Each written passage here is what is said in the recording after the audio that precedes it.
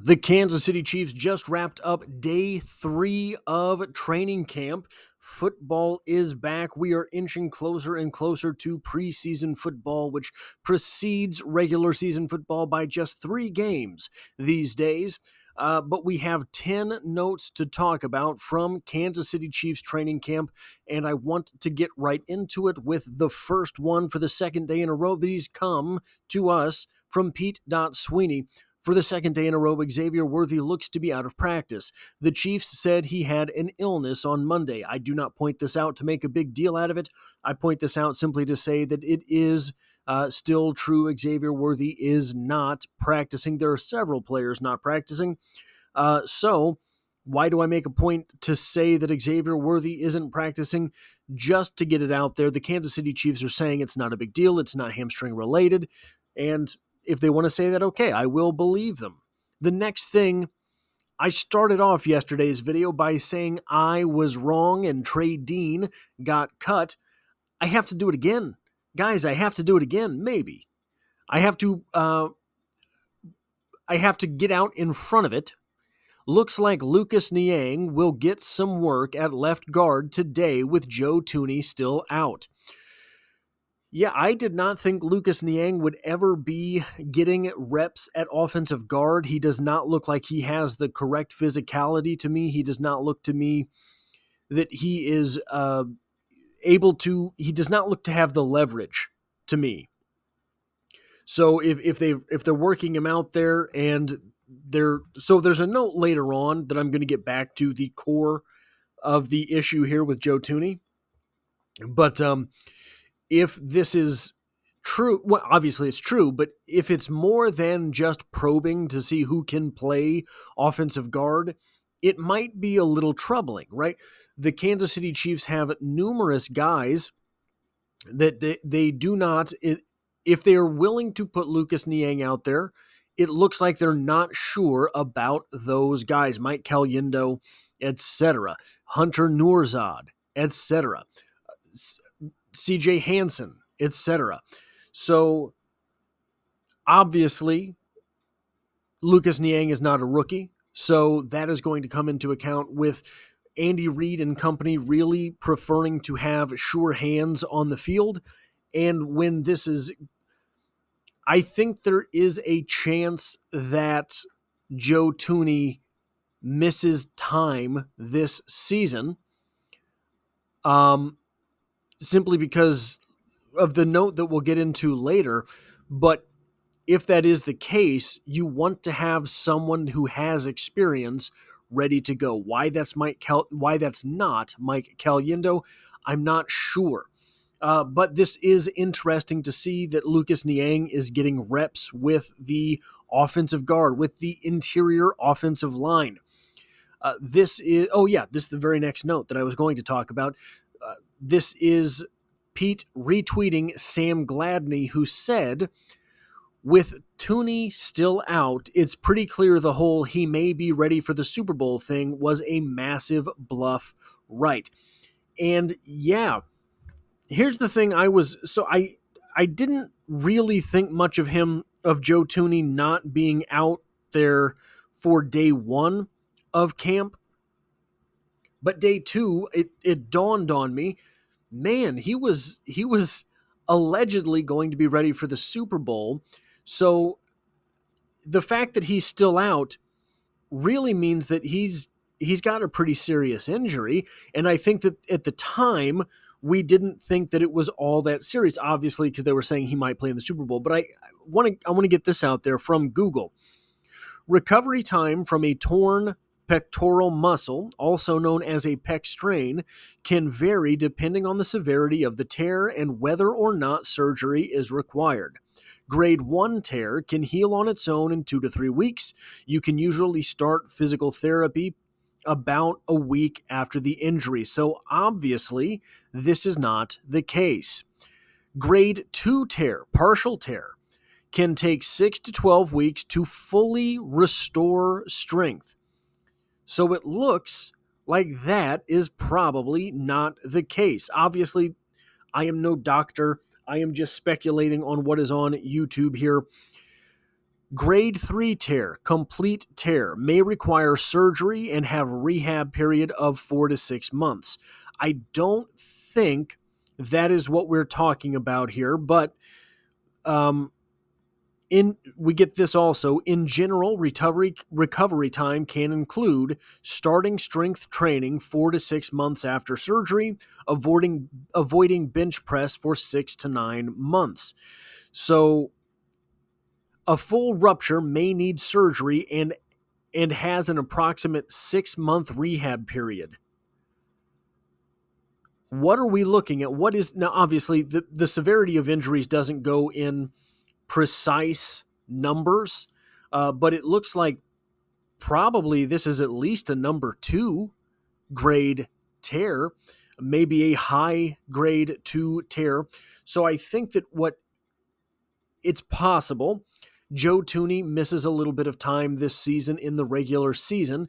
I haven't really heard any talk from the coaches about when to expect Joe Thuney to be fully back on the field, but considering the fact that they said he might play in the Super Bowl, and here we are in July not seeing Joe Thuney, I don't know that we necessarily need to take anything the Chiefs say about injuries seriously until they are required to put it on an injury report. And hey, more power to them, right? That is something that the Patriots played with the Patriots really pushed around for so long and so violently that the NFL had to introduce new rules. Unlike previous looks this camp, Andy Reid is giving Wanya Morris all the snaps at first-team left tackle Tuesday. We got this from several people on Twitter/X. I don't know that there's necessarily too much to read into this. If there's not too much to read into both of them getting equal snaps at the left tackle position, despite the fact that Wanya Morris was the first one out there, I don't know that there's too much to read into one day of Wanya Morris getting all of the snaps at left tackle, all of the starting snaps at left tackle. If this becomes a trend, obviously there is something more to work with there, but it could simply be that today Wanya Morris gets all the snaps at left tackle. We see how he does with them. Tomorrow we'll give Kingsley an opportunity. And I want to get this out there as well. I am having people try to coach me through saying SWMOKindonOutpost in the comments section. I'm not saying this to get hostile. When it comes out of my mouth, the way that you're spelling it phonetically is how I hear it from myself. I do not, it's like I assume that it's the same thing as people with an accent. They do not hear their own accent. I do not hear, in my pronunciation of this name, a difference between the way I see it said in videos and the way that it is pronounced when you write it out phonetically. So I'm assuming that's just something I'm going to have to get used to. I'm going to have to work on. I don't hear the same way someone with a southern accent doesn't hear themselves when they say fire, but they pronounce it far. The way that person doesn't hear that difference in their voice, I don't hear that difference in my pronunciation. So I'm trying to get that right. You will notice a marked difference between the way I said it to begin with and the way I'm pronouncing it now, but apparently I am still off of the mark. But yeah, Wanya Morris getting all of the reps at first team. If he ends the week getting all of the reps at first team, I think there's something more to work with there. But I again, even then, I don't know that it is everything to be made from this battle at left tackle. First kickoff work of camp sees Nico Remigio and Luis Reese-Zammit as dual returners. If we're talking about the comment sections, there's been a couple times where I've been prompted to make a video with thoughts on the new kickoff and kickoff return strategies. I just don't know enough. I don't know exactly what it is that I would imagine in these situations, it would not be the Nico Remigios of the world that end up getting the nod in those situations. I would imagine that it is the Louis Rees-Zamits, that it is the Deneric Princes of the world, because the contact is so much faster. I believe the kickoff teams are going to be more heavily comprised of larger players than they used to be. You didn't used to get defensive ends on the field for kickoffs. I think it's possible we see that now. You didn't really used to get anybody north of like 250 on the field during a kickoff. I think that's possible now. A kickoff return, you would get offensive linemen. Kickoff team, you wouldn't really get that much of the bigger guys. So it makes sense to me that the LRZs and the Deneric Princes of the world get more looks back there than the Nico Remigios, but I'm not sure that's the way that this thing is going to evolve. The next note there is, and now LRZ is kicking. This might be more troubling than it sounds. I have a video that I plan to make either today or tomorrow about the Justin Reid injury. Apparently, it is more serious than they had previously thought that it was. So, Louis Rees-Zamit kicking off, I think the Chiefs are hoping to have a player on staff for kickoffs that will be a safety on the field, unironically, noting that Justin Reid was the previous one, but a safety on the field for kickoffs, because when you look at that new kickoff format, there's not a whole lot in the way of safety. There's not a whole lot in the way of backtracking. It is going to be very difficult to catch a player once he has broken one or two tackles. So having a guy like Louis Rees-Zamit or Justin Reid on the field as the kicker is going to prove very, very fortuitous for teams that have a player, a skill position player, who can also kick the ball, or for teams that have a 6'5", 225-pound kicker. So the rumors are that Justin Reid might miss a little bit of time at the beginning of the season with whatever injury it is, quad injury it is that has popped up. If that Louis Rees-Zamit practicing at kicker makes me think there might be a little bit more to that. Chiefs right tackle Jawan Taylor recognized the struggles from last year regarding penalties. This is after an interview with Jawan Taylor at the conclusion of practice. Chiefs right tackle Jawan Taylor recognized the struggles from last year regarding penalties, and he made adjustments this offseason to ensure it doesn't happen again. He leaned into cardio and came into camp in better shape. It sounds like he won't be trying to jump the snap as often. This is really promising. This is a really interesting note. This is the type of note that you would expect, the type of comment you would expect from a player who is part of a very strong culture, a very strong work culture on a football team. Jawan Taylor, I think, in the opinion of anyone who watches football, was unfairly targeted by NFL officials last season because the things that he was doing, multiple guys were doing, but not getting called anywhere near as much as was Jawan Taylor. That said, in the offseason, Jawan Taylor took this upon himself and said, look, got to get better. Look, got to figure it out. Took that upon himself and is moving forward in order to get better, is practicing different things, it would seem, I mean, you would imagine that if he's been doing a lot of cardio and trying not to jump the snap, that means probably he's lost a little bit of weight. Lost a little bit of weight in order to hopefully get a little bit of spring back in his step. That being the case, that is going to make you, so it's going to, if you are able to really do that, it's going to make you a better pass blocker, obviously. It's going to hinder you a little bit in the running game. You don't lose weight in order to get better at run blocking very often. Jawan Taylor is a big offensive tackle, but he's not a massive offensive tackle. He's not Orlando Brown Jr. Massive.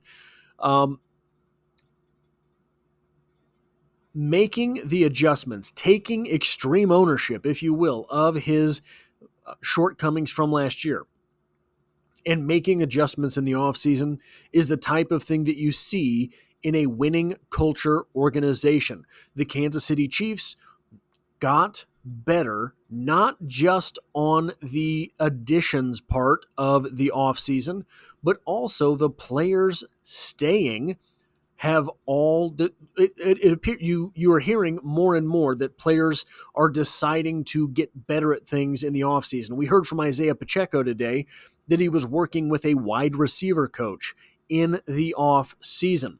So this team is trying to three-peat. This team is absolutely 100% attempting to win 3 consecutive Super Bowls. Was Kadarius Toney learning how to take handoffs in the offseason? I'm not sure, but that this is a roster that we keep seeing players say they were working on things in the offseason. Very, very promising on that front. From Matt Derrick, Patrick Mahomes started 11 on 11. Patrick Mahomes started 11 on 11 with 6 consecutive completions before his final throw was bobbled by Skyy Moore and turned into an incompletion by Trent McDuffie. 2 days now, I think I have only read the name Skyy Moore twice.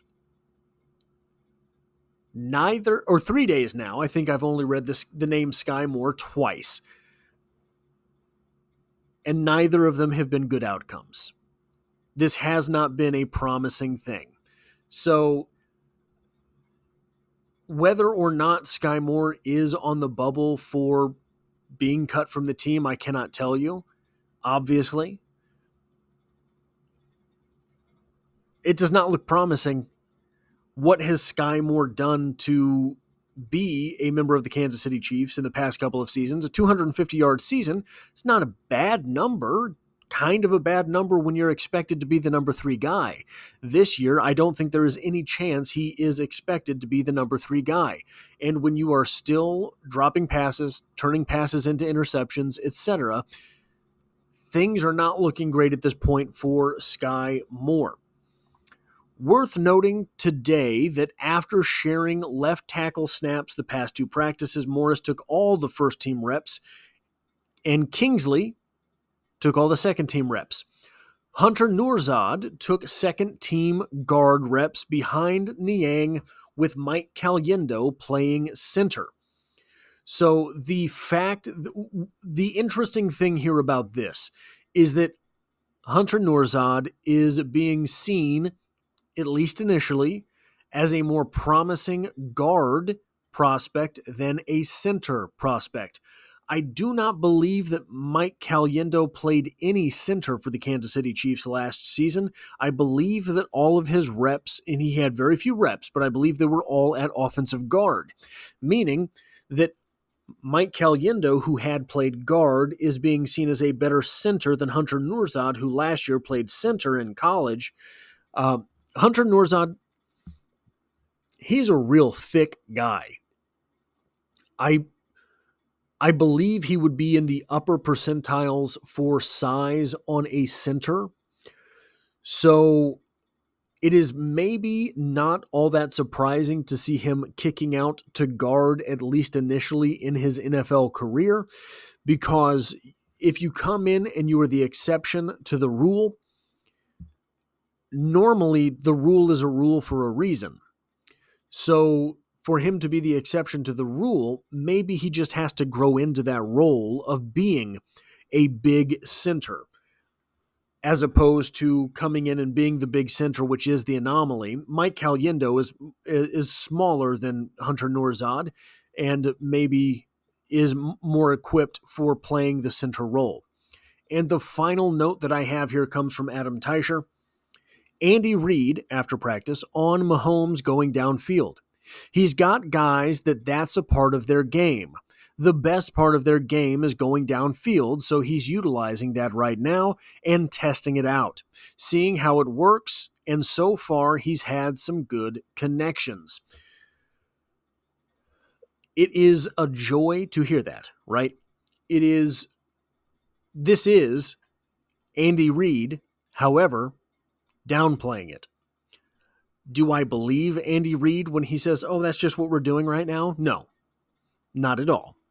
I do not. But we have seen Patrick Mahomes connect time and again downfield with Hollywood Brown. Connect time and again, well, I guess it was just time, with Xavier Worthy. And we have even started to see Patrick Mahomes connect downfield with Rashee Rice. Rashee Rice, in my opinion, has the potential to be a more devastating downfield threat than we have seen. He has a great vertical leap, which means that he can be a 50-50 ball guy. He is a rough player at wide receiver. He's a little bit of a bully, right?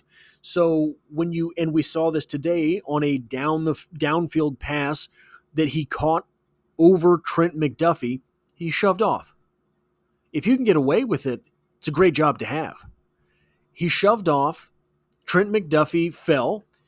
Rashee Rice made the catch, ran the rest of the way. I believe it was the rest of the way to the end zone, or maybe Brian Cook caught him at like the 3 or something, which in and of itself, if Brian Cook's the guy catching you, probably not all that promising. But we saw it, and it happened. So Rashee Rice, if Rashee Rice is able to work out how to be a down-the-field threat this season for the Kansas City Chiefs, the sky's the limit. The sky is the absolute limit at that point for these Kansas City Chiefs. That is all I have for this day 3 of training camp for the Kansas City Chiefs. If you like or appreciate what it is that I do here, hitting the like button really does help me out, as it tells YouTube to share this video with other Kansas City Chiefs fans. And if you find yourself here by chance but not design, the Kansas City Chiefs are the only thing I talk about on this channel, dropping multiple videos every single week, and I hope to have you back for the next one.